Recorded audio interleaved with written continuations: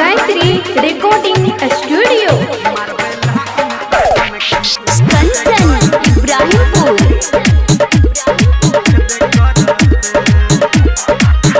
हाँ लागल छै दुर्गा पूजा त मेला में हेबे करत। लागल छै दुर्गा पूजा त मेला में हेबे करत। ढेरो हेबे करत।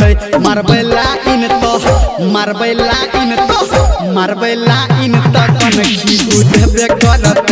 मारबै लाइन त कनखी उठबे करत। मारबै लाइन त कनखी उठबे करत। मारबै लाइन त कनखी उठबे करत।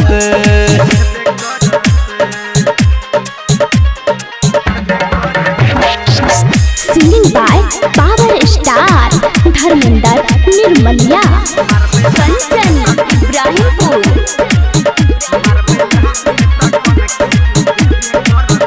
हाँ मेला में खेते रे चौमिंग चाटे जान से हमारा आय भगेल बात।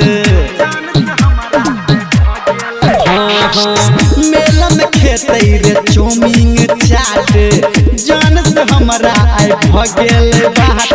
देख देख के हमारा उबेरा बेरी मुँह से केबे करत। देख देख के हमारा उबेरा बेरी मुँह से केबे करत। मुँह से केबे करत। मारबै लाइन तो मारबै लाइन तो मारबै लाइन त कनखी उठबे करत। मारबै लाइन त कनखी उठबे करत। मारबै लाइन त कनखी उठबे करत। मारबै लाइन त कनखी उठबे करत।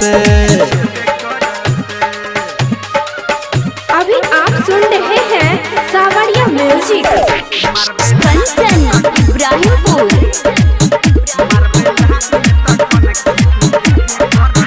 हाँ राम झूला पे झूलबै रे झूला राइटर के सबसे लहलेबै खुल्ला।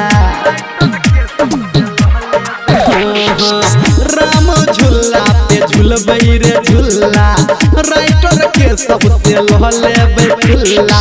धर्मेंद्र संजय है गौतम के संगे बोलेबे करत। धर्मेंद्र संजय है गौतम के संगे बोलेबे करत।